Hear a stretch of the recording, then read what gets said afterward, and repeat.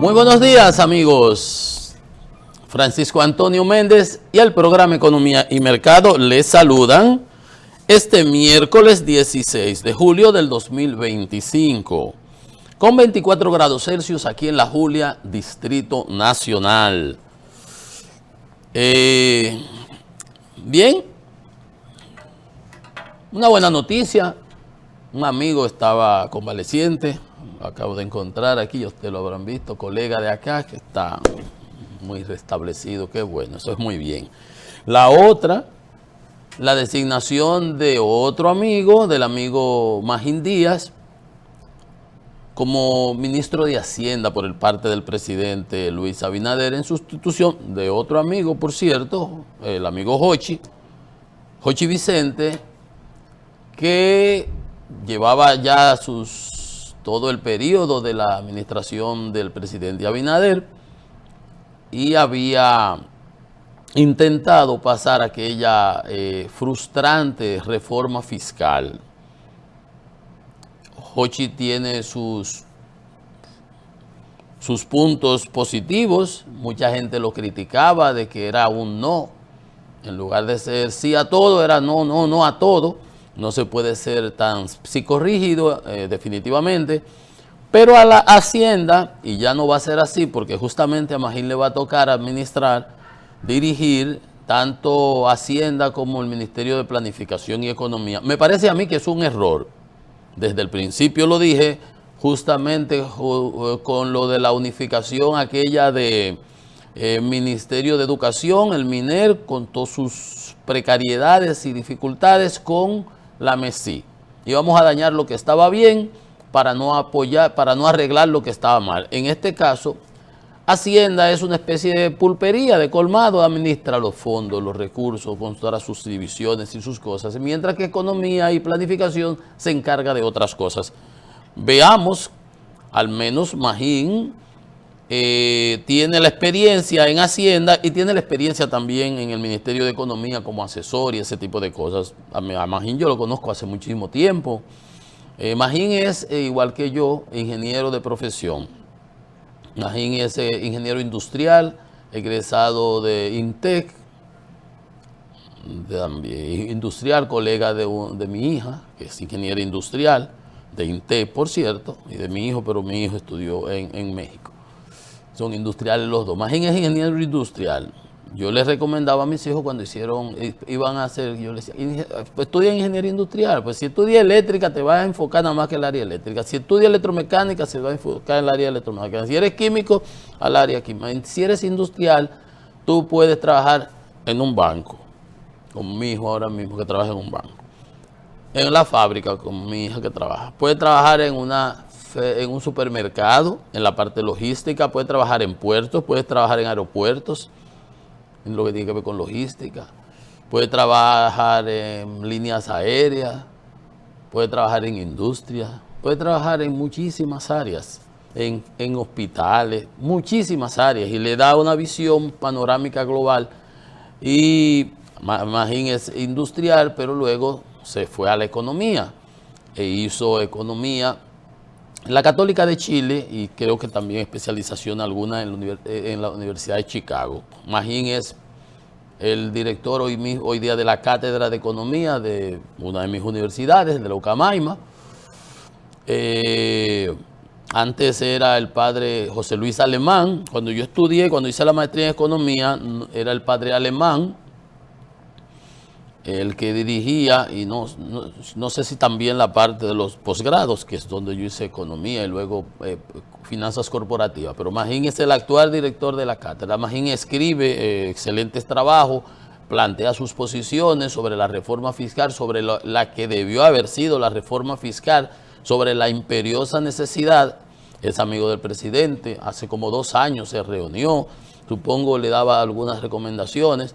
Pero el presidente tiene a sus amigos de colegio, de promoción, como se llama, en la administración, y Jochi era parte del equipo económico del presidente junto con Alejandro Fernández, mi amigo también, soy amigo de su familia, de su madre y su padre, primero que de él, por cierto. ¿Quién más? Silverio, Pedro, que se hablaba de que iba a ser el gobernador del Banco Central, después lo pusieron como asesor. Joel Santos, actual ministro de Energía y Minas, que fue mi profesor en mi posgrado de Finanzas Corporativas, de hace muchísimo tiempo atrás, lo conozco. ¿Quién más? El mismo Almonte que estuvo en la CDE, o sea, cantidad de personas, pero el equipo económico, Magín no pertenecía al equipo económico. De hecho, Magín fue director de impuestos internos en la administración del presidente Medina, Danilo Medina. No me recuerdo en qué tramo, en el segundo tramo, en la segunda gestión, pero en la primera también estuvo como asesor. Está todo su pedigrí. Magín es una persona súper preparada, una persona que sabe manejar los temas del técnico seco, como se dice.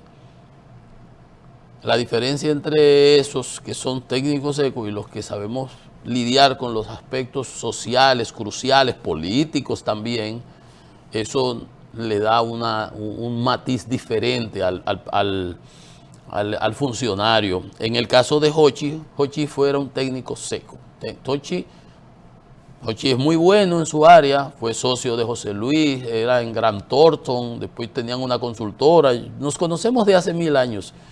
Pero es un técnico seco. Magín tiene experiencia de Estado, ha sido asesor de CDE, de finanzas, de Hacienda, de planificación, fue viceministro de Crédito Público en el gobierno de Hipólito en el 2000, siguió con nosotros en el gobierno del presidente Fernández, asesor, creo que trabajó con Celso en CDE, en Hacienda, etcétera. Es una persona con muchísima capacidad, muchísima experiencia también, y mucho sentido común, que es importante, muy importante. Yo creo, de hecho, puse un tuit que el presidente debió haberlo... Jochi le presentó la renuncia al presidente después de la reforma fiscal. Es lo que se conoce. El presidente no se lo aceptó, es su amigo, así como le pasó a mi amigo Velasco, el ex superintendente de electricidad, que ante unas cosas que estaban sucediendo, dijo, me voy de aquí, yo no aguanto esto no es para mí. Y está muy bien en su sector privado haciendo asesorías y consultorías, y le va muy bien y no sale de un viaje en el exterior, que excelente. Pero, por ejemplo, en Europa, cuando yo le decía, aquí nadie renuncia y eso es raro, entonces el presidente no quiso, su amigo, su compañero de estudio, lo mantuvo. Ya ahora toma la decisión. Supongo que eso se había hablado, por supuesto, mucho antes con Magín. Magín era una persona que sus comentarios siempre muy comedidos con relación, abiertos, críticos, como tiene que ser. No se puede estar dorando la píldora. Y señalaba de la imperiosa necesidad de tomar el toro por los cuernos en cuanto al gasto. En cuanto a sus artículos están ahí, en el Caribe está publicando, en el Caribe. Sí, creo que en el Caribe. Está publicando una vez a la semana. Antes lo hacía en el diario, no sé, en el Diario Libre. Está Jaime Aristi también, que fue mi profesor también, publicando. Y lo que está aquí lo sabemos todos. Ese diagnóstico está claramente determinado. Los trabajos del Centro Regional de Estrategia Económica Sostenible son radiografías, son resonancias magnéticas de lo que le está pasando a la economía. Exceso de gasto corriente, baja inversión de capital del gobierno, aumento de la empleomanía, calidad del gasto, que hay que corregirlo. A eso le tocará a él hacer en lo que sea posible por las rigideces que eso implica. Y por supuesto, esa reforma fiscal que tiene que hacerse, porque nosotros tenemos que dotar al gobierno, al Estado, de más recursos. Ahora, como lo decía desde entonces, antes de que Jochi nos sorprendiera con esa reforma, yo era de los que decía que se necesitaba legitimidad. Y la legitimidad se logra predicando con el ejemplo. Predicando con el ejemplo. Si tú eres un gobierno que lo que estás es de botarata y aprobando pensiones y encargando más y metiendo más gente en la administración y gastos por aquí y una oficina del Ministerio de Interior en Nueva York y una oficina de Cultura en Nueva York y una de Intran en Nueva York, pero ¿y qué es esto?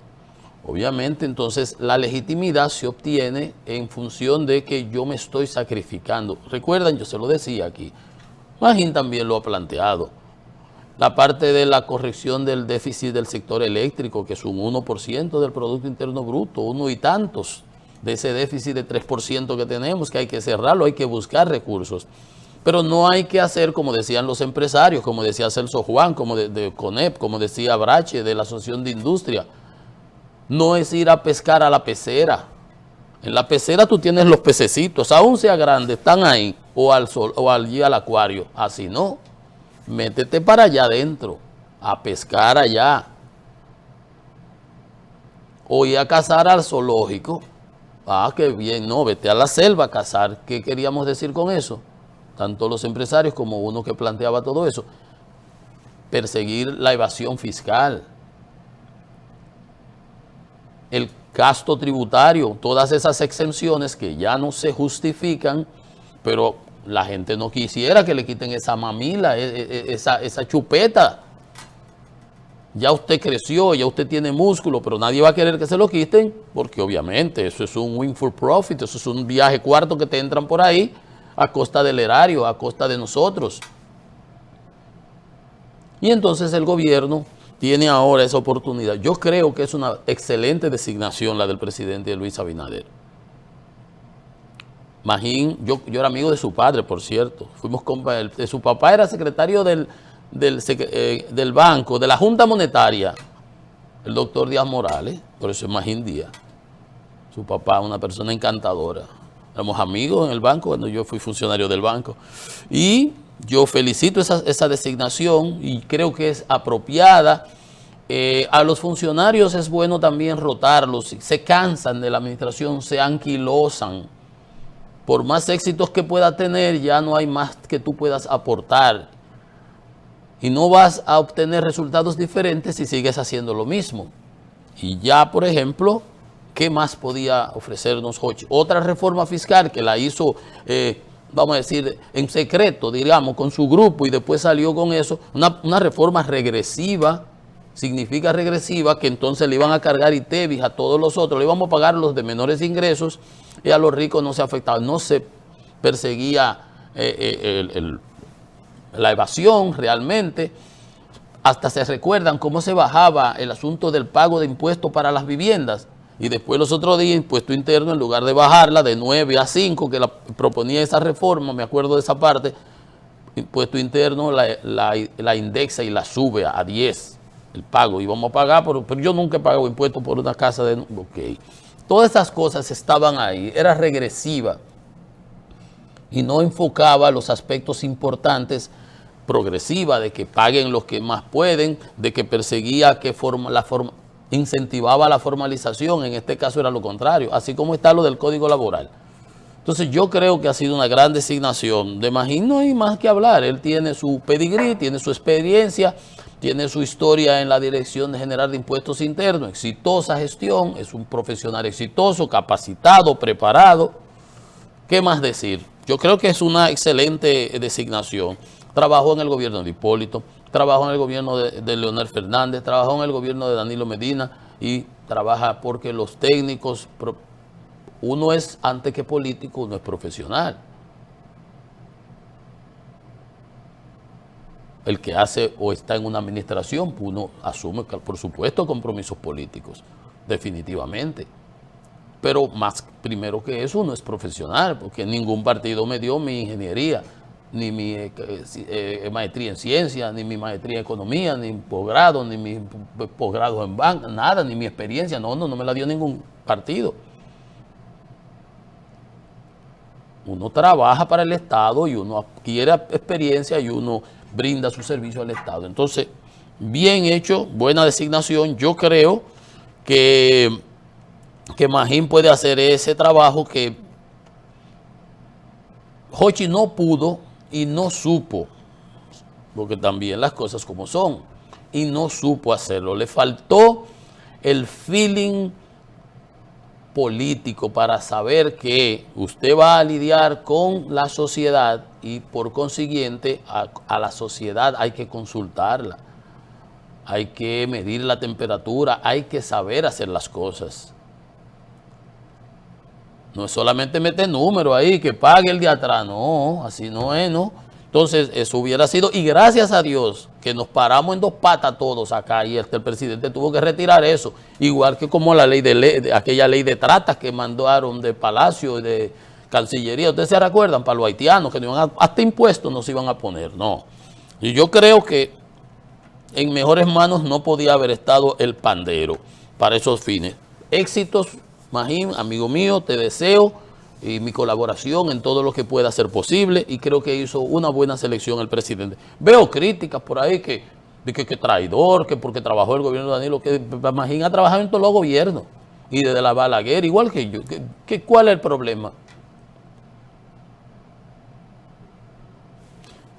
Pero esas son las mezquindades. Yo creo que va a ser una buena gestión. Y tiene que hacerse porque este país no aguanta más endeudamiento, más déficit fiscal y seguir en ese derrotero. Como yo le decía, y se lo digo aquí, que Valdés, que la sostenibilidad, y el mismo Hochi, que los bonos verdes y endeudándonos 54 mil millones, qué sé yo cuánto, que tenemos el 60%. Digo, eso es como cuando tú vas muy trajeadito al supermercado, un pañuelito, un reloj Cartier, una correa Ferragamo, tú tienes 200 mil pesos encima, tirado, qué sé yo, más. Y cuando te acerca a la cajera con tu carrito ahí, o tu vino, tu salchichón, tu salami, con lo que sea que tú acabas de comprar, y ella te dice, ¿tarjeta o en efectivo? Eso es lo que vale ahí cuando tú te canteas ahí. Eso no importa que tú estés, no. Que sostenibilidad, que la relación del Producto Interno Bruto, que la bajamos, que bulto. Sostenibilidad la tenemos y pareció una perogrullada hasta que no la tengamos. Porque hasta un punto es. La temperatura va subiendo y entonces lo que no podemos es permitir que eso surja de manera espontánea.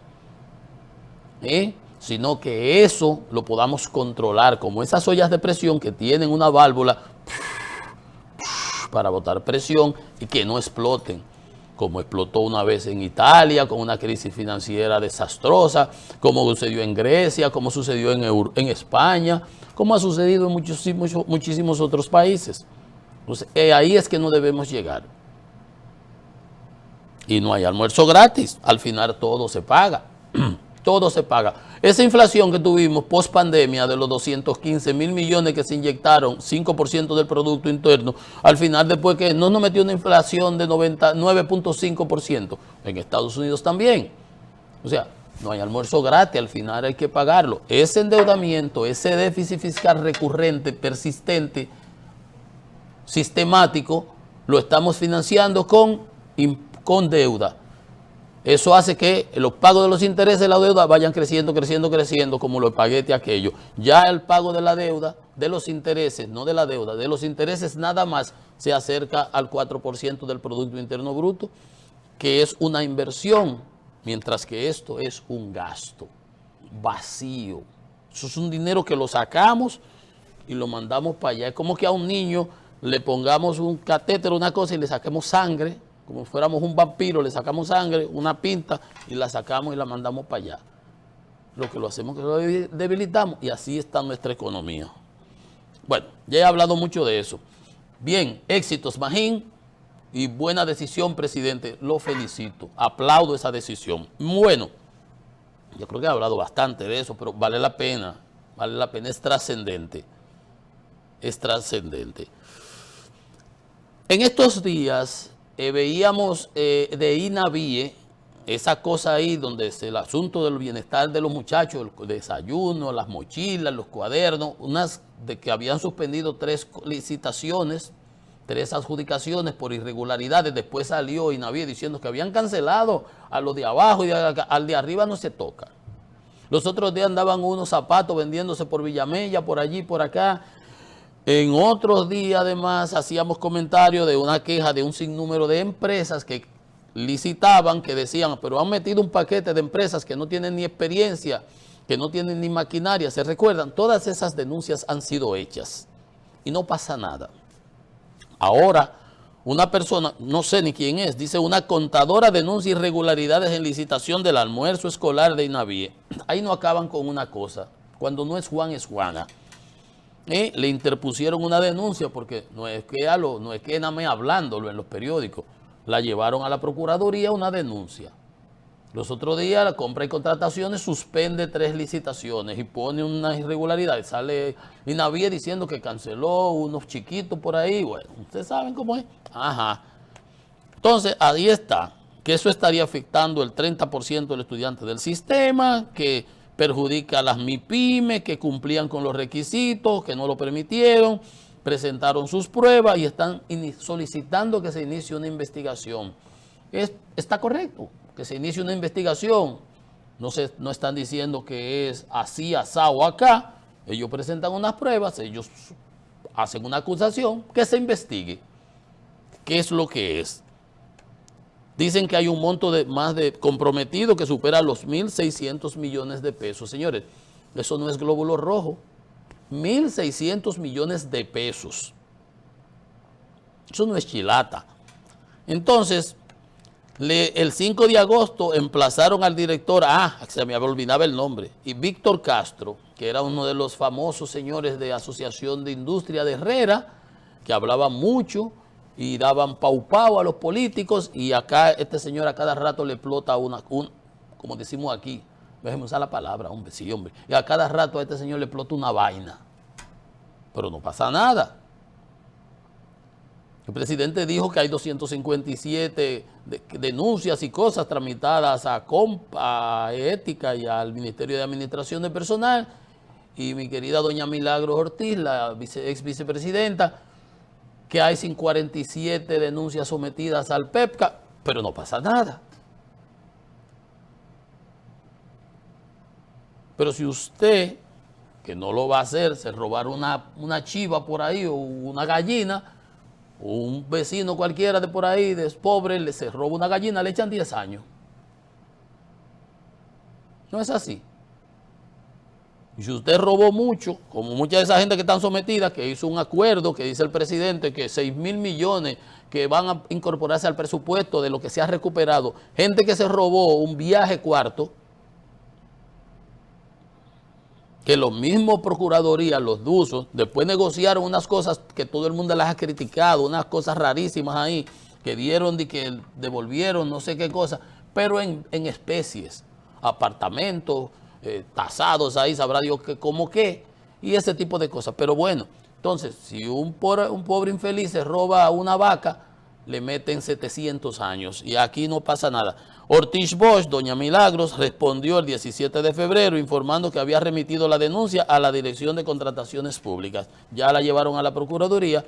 Lo que yo quiero señalar, yo no sé si es verdad, yo no sé si no es así o es asá.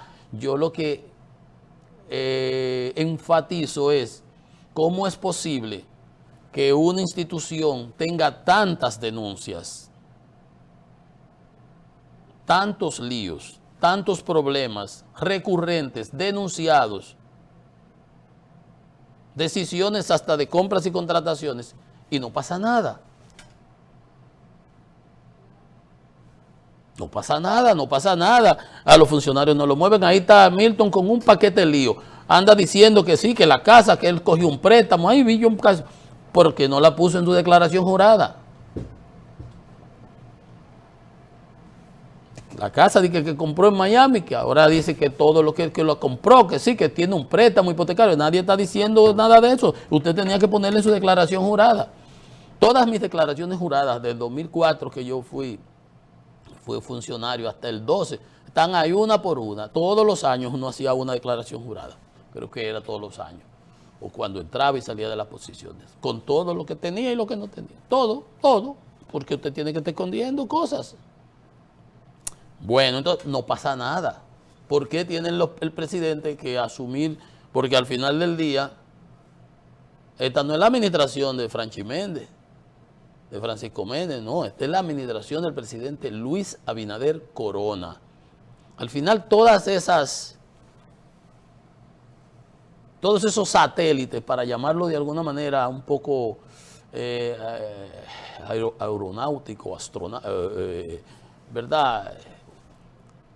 Todos esos colaboradores, vamos a llamarlos así, se van y se quedan y nadie se recuerda, ni siquiera se acuerdan de ellos.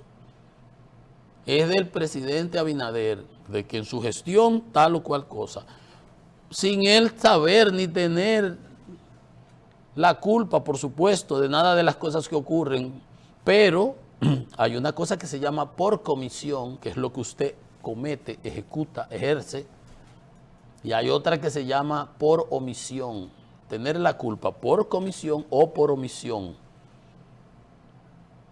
Pues si usted no sabe, si el presidente no sabe lo que está sucediendo allí, él no sabe, se lo ocultan, no se lo dicen, o no se entera, la prensa no lo pone, no lo puede saber, porque si no lo sabe, no lo sabe. Ahora, si el presidente le informan, si él lee lo que sale y él ve y él lo deja, entonces él también es culpable por omisión, o los deja. Quiero decir, a esas personas que tienen tanto escándalo, al final se les pegan a él. Al final se les pegan a él. Entonces el presidente, que es la figura cimera de la administración, está cargando con lastres innecesarios. Este presidente, otros presidentes, porque no sé si es que confunden la amistad con lo que es el ser un estadista.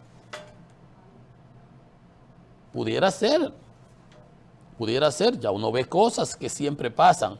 Entonces, bien, yo creo que es innecesario para el presidente tener que cargar con escándalos y cosas de funcionarios que es lo que le empañan en su gestión.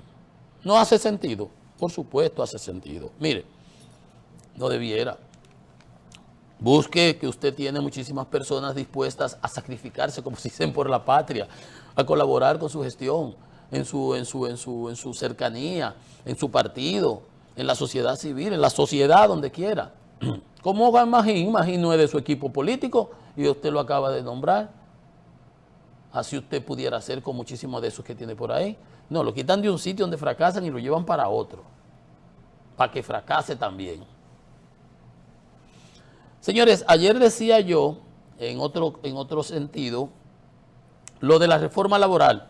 Mira, mi amigo Eddie Olivares, defendiéndola, hoy dice que no se va a tocar la cesantía, nadie está aquí pidiendo que se quite la cesantía, eso es un derecho adquirido, eso es como irse por las ramas. Le presentaba lo de Adoexpo, le presentaba lo de Comipyme, de las pequeñas y medianas empresas, ¿verdad? Y le contrastaba. Hoy está el amigo César Dargan, secretario ejecutivo del CONEP, vicepresidente ejecutivo, que dice que lo que tiene que hacerse con esa, y yo apoyo, y decía que el presidente es que tiene que involucrarse en eso, aunque él pidió que se aprobaran el Código Laboral y el Penal.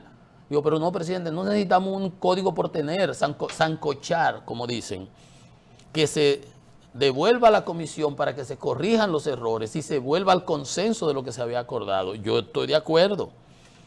Que más de un año el diálogo y se llegaron a acuerdos que no se incorporaron, y él pide que esas distorsiones y se respete el consenso. Yo lo veo razonable. ¿Cuál es la prisa? ¿Para dónde que vamos con un cangrejo?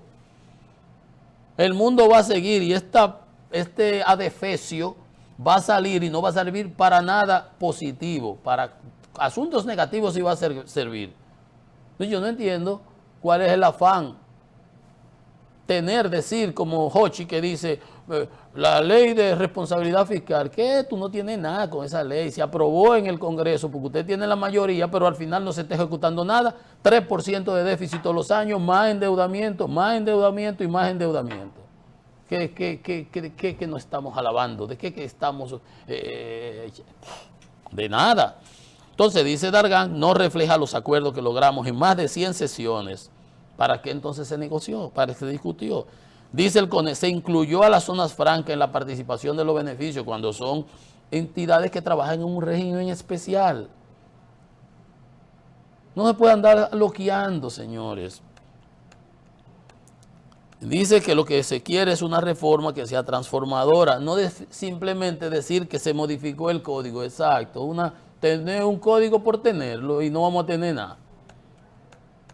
Entonces, esas son las cosas que yo creo que deben ponerse el oído y oír lo que dice la sociedad. Dice, ¿qué dice también la Unión Nacional de Empresarios? Dicen que no se revisa la cesantía en la reforma al código. O sea, se establece a futuro y eso no es beneficioso. Los derechos adquiridos, nadie está diciendo que se quite. La cesantía debe conservar los derechos ya adquiridos de los trabajadores actuales, pero que se le ponga un tope acorde a la realidad del mercado. Yo les he estado diciendo aquí, ahora mismo hay teletrabajo, ahora hay inteligencia artificial, ahora hay machine learning, ahora hay un sinnúmero de cosas y van a seguir habiendo. Y las cosas van a seguir cambiando a una velocidad tal, y yo hablo de eso aquí diario, a manera educativa, de que nosotros lo que debemos es ir a la velocidad, a tratar de ir a esa velocidad. Dice, no nos oponemos a que la cesantía sea aprobada. Lo que tiene es que revisarse. Hay pequeñas empresas que no tienen el capital económico suficiente para para cumplir con esos pasivos laborales. Y las empresas, en lugar de formalizarse, dicen, yo no puedo con eso, se mantienen informal. Lo que queremos es formalización. Todo, para que paguen impuestos, para que se beneficien de todo el ecosistema que eso genera. Entonces, eso es lo que se está pidiendo. Dice, cuando una persona consigue un mejor salario y deja una empresa, ahí pierde sus prestaciones y su cesantía. Entonces, esas son cosas que tenemos que prestarle atención, señores. Son importantes. Hay que legislar para el futuro, no para ir para atrás como el cangrejo. No podemos ir para atrás como el cangrejo. Por eso yo las cosas positivas las apoyo. Miren, y la excelencia. Aquí se otorga un premio, Programa de Desempeño del Sistema Nacional de Salud 2025, Mejor Desempeño Hospitalario de Autogestión. Primer lugar, el Hospital Ney Arias Lora, de traumatología. El segundo lugar, el pediátrico Hugo Mendoza. Y el tercero, el traumatológico y quirúrgico del profesor Juan Bosch, allá en camino a La Vega. Esos hospitales fueron equipados, financiados y construidos por consorcios con el amigo José Ramón Brea. Esto es una compañía que se llama IBT,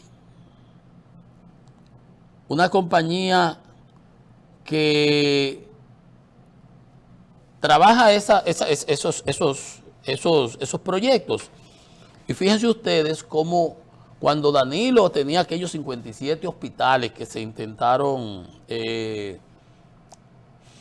remodelar, yo recuerdo, a ver, cuando usted oye que dice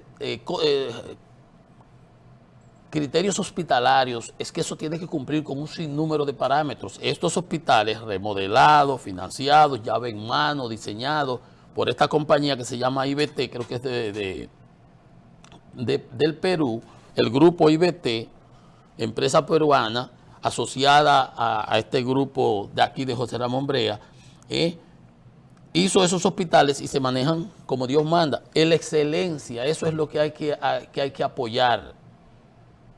Las chapucerías no pagan.